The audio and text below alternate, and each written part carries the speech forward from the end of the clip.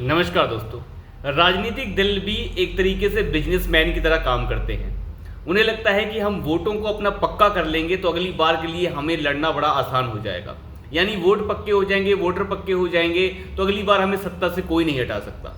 और वैसा ही हाल लगभग कांग्रेस पार्टी के साथ देखने को मिल रहा है और ऐसा ही हाल बहुत वक्त पहले बहुजन समाजवादी पार्टी के साथ देखने को भी मिला था।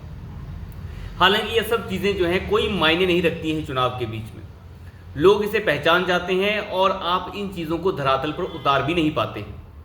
कांग्रेस पार्टी ने कर्नाटक के अंदर एक ऐसा निर्णय लिया जिसके बाद से कांग्रेस पार्टी को बैकफुट पे आना पड़ा। कांग्रेस पार्टी ने निर्णय लिया कि हम एक ऐसा काम कर रहे हैं जिसमें निजी क्षेत्र की जितनी भी कंपनियां हैं, यानी निजी क्षेत्र में जितना भी रोजगार मिलता है उसमें 100% आरक्षण, यानी 100% उसमें आरक्षण दे दिया जाएगा लोकल लोगों को। यानी जो लोकल कन्नड़ बोलने वाले हैं, जो कन्नड़ बोलते हैं, उन्हें इसमें जो है प्राथमिकता दी जाएगी।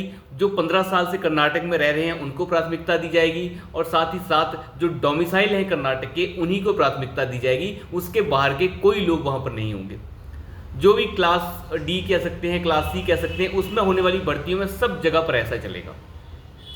और अगर किसी कंपनी को कर्मचारी नहीं मिल पाता है इस योग्यता का तो उसे सरकार से पूछना पड़ेगा कि ये कर्मचारी मुझे नहीं मिल पा रहा है, तो बताइए इसमें आप क्या करें। अब अंदाजा लगा के देखिए, हंसी आती है इन बातों को सुनने के बाद कि 100% आरक्षण, यानी आप अपने राज्य के बाहर किसी राज्य में नौकरी भी नहीं कर पाएंगे। तो ऐसी हरकतें जो है राजनीतिक दल और कांग्रेस पार्टी जो है जब भी सत्ता में आती है तो ऐसी हरकतें करना शुरू कर देती है। और सत्ता में आए कैसे थे कर्नाटक में? कर्नाटक की सरकार भले ही मेजोरिटी में हो लेकिन वो सरकार डामाडोल होकर चल रही है। पैसा नहीं है चलाने के लिए। 5 जो वादे किए थे कि महिलाओं को ये फ्री कर देंगे, बस सेवा फ्री कर देंगे, पता नहीं कितने हज़ार रुपये महीना दे देंगे, वो सारी बातें, और अनाज जो है वो एक्स्ट्रा दे देंगे, डबल दे देंगे, ऐसी बातें करके जो है सत्ता में आ चुके हैं। यानी मुफ्त की रेवड़ियाँ बांट दो, जितनी भी बांट सकते हो। कोई शिक्षा में बांटे, कोई स्वास्थ्य में करे तो बात भी है। यहाँ तो अलग ही टाइप का मामला चल रहा होता है। तो ये सब चीज़ें पहले ये हरियाणा में भी देखने को मिली थी, लेकिन ये हरियाणा में बैकफुट पे आ गई थी सरकार। उसी समय खट्टर सरकार थी। बसपा ये जो पहले कर चुकी है एक बार, लेकिन ये चीज़ें कभी भी धरातल पर नहीं आ पाती। तो राजनीतिक दलों की जो ये हरकतें हैं इस मामले में बहुत सारे जो कंपनियों के मालिक हैं उन्होंने अपनी आपत्ति भी जताई है। और इस मामले में जो आंध्र प्रदेश के जो सीएम हैं, उनके जो बेटे हैं, चंद्रबाबू नायडू के जो बेटे हैं, उन्होंने तो साफ कह दिया है कि हमारे द्वार खुले हुए हैं। जितनी भी कंपनियां हमारे यहाँ आना चाहती हैं उन्हें जितना भी सहूलियत होगी वो दी जाएगी। अगर आप ऐसी हरकतें करेंगे कर्नाटक के अंदर तो वहाँ की जो जितनी भी कंपनीज हैं वो अपना बोरिया बिस्तरा लेकर वहाँ से चली जाएंगी, क्योंकि उनके पास इतना वक्त नहीं है कि वो आरक्षण जैसे मामलों में अपना सर खपा सकें। उन्हें तो केवल टैलेंट की तलाश होती है, वो चाहे कहीं से भी आ जाए, उन्हें उससे मतलब नहीं होता। और आप तो एक तरीके से ये कह रहे हैं कि देश का कोई भी व्यक्ति जो है कहीं पे नौकरी फिर कर ही नहीं पाएगा, वो अपने प्रदेश में नौकरी करेगा। इस तरीके से आने वाली जितनी भी इन्वेस्टमेंट है और जितनी भी कंपनीज वहाँ पर आने वाली हैं कर्नाटक में, वो तो अपने आने से परहेज करेंगी। वो तो कहेंगी पता नहीं सरकार कौन सी नीति ले आए, तो ये काम करते हैं, इस चीज़ से थोड़ा दूरी रहते हैं। तो ये सब चीज़ें जो है कर्नाटक में कांग्रेस पार्टी की यहाँ देखने को मिल रही हैं। जो सरकार चल रही है उसके बारे में सबको पता है कि सरकार डामाडोल होकर चल रही है। पैसा सरकार के पास है नहीं। पहली ही बैठक जब वहाँ पे मंत्रिमंडल की पहली बैठक हुई थी तो वहाँ पे अधिकारियों ने ये साफ कह दिया था कि साहब अगर आप ये 5 योजनाएं जो आपने कही हैं चुनाव के दौरान अगर इन्हें लाते हैं तो सरकार के पास सैलरी देने का भी पैसा नहीं है। हर राज्य का जो हाल है वो अगर आप देखें भारत के अंदर तो लगभग यही हो चुका है।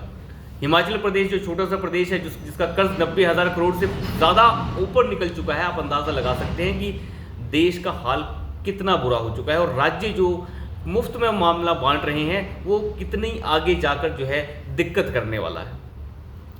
साथ ही साथ देखिए जो अखिलेश यादव की थोड़ी सी बात कर ले। अखिलेश यादव को देखिए, ये अखिलेश यादव जो हैं वो कहते हैं कि मेरे जो विधायक हैं वो 111 विधायक हैं, 37 सांसद हैं, लेकिन कह रहे हैं कि मुझे 100 विधायकों की तलाश है ताकि सरकार बनाई जा सके।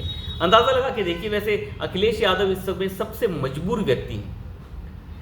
देश में तीसरी सबसे बड़ी पार्टी है अखिलेश यादव की इस वक्त सांसदों के तौर पर देखा जाए तो 37 सांसद है। अगर हम बात करें तो कांग्रेस पार्टी के बाद सबसे बड़ी पार्टी जो है वो इस वक्त अखिलेश यादव की पार्टी है, लेकिन उसे जो है इस वक्त कोई नहीं पूछ रहा है। ना विपक्ष का कोई नेता बन पाए हैं वो, ना तो उन्हें राज्य में कोई बड़ी सफलता मिल पाई है। तो इस तरीके से देखा जाए तो अखिलेश यादव इस वक्त सबसे बड़े मजबूर नेता के तौर पर आप उन्हें देख सकते हैं, उनके पास कुछ भी नहीं। तो अखिलेश यादव भी इस वक्त थोड़ा सा सोचने पे मजबूर हो सकते हैं कि वो आखिर खड़े कहाँ पर है, इस इंडी गठबंधन के साथ आकर उन्हें मिला क्या है। अगर इंडी गठबंधन की सीटें 240-45 भी आ जाएं और वो 270-72 तक रो पीट के पहुंच भी जाएं, जो बड़ा मुश्किल है पहुंचना, अगर वो पहुंच भी जाएं तब भी वो सरकार नहीं चल सकती। यूपीए की सरकार, जब यूपीए की 145 सीटें थी और बाद में 215 हो गई, वो सरकार भी सोनिया गांधी ने घसीट घसीट के चलाई थी, 205 हो गई थी शायद। वो सरकारें भी घसीट घसीट के चली हैं और करप्शन का मामला आपको पता ही है कितना ज़्यादा था।